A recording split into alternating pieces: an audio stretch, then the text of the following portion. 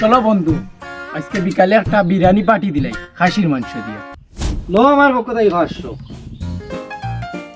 ও নে বন্ধু, আমার পক্ষ থেকে নে 300 টাকা ধর নে।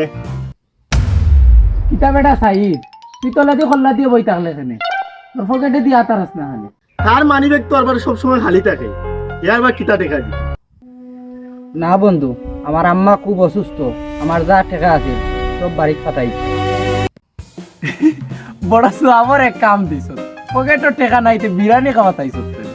ওই ওই ইয়ার বিরিয়ানি খাইবার হাম নাই, এ ডাইল ভাত খাইলাম, যাও কি বাড়ি।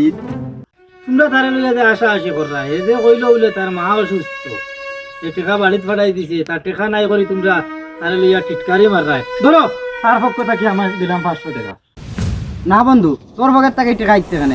তোমরা পার্টি করো, আমি যাই মিডিয়া। না বন্ধু, তুই যাইতেই কিতা লাগি, আমরা পার্টি করলে তুইও টাকা লাগবো আমরা লোকে। থাকতাম কিলা, তারা বন্ধুত্বর মূল্য টাকা দিয়ে কিনে লিতরা। না বন্ধু, তোরে নিয়ে আমরা মজা করিয়া, মনে কিচ্ছু নিস না। না রে বা, মজা করতে না কেন, মজা করো, পকেটও টাকা না থাকলে সারাই মজা করো।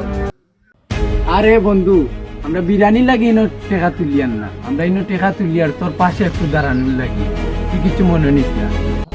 আমরা জানি বন্ধু তোর মা অসুস্থ, তুই বাড়ির টাকা পাঠাই দিছ, আর তিনজন আড়ালে তুই তোর আম্মার লগে মাতিছ, আমরা শুনছি, ওনার কারণে আমরাও টাকা সহযোগিতা কালেকশন করি।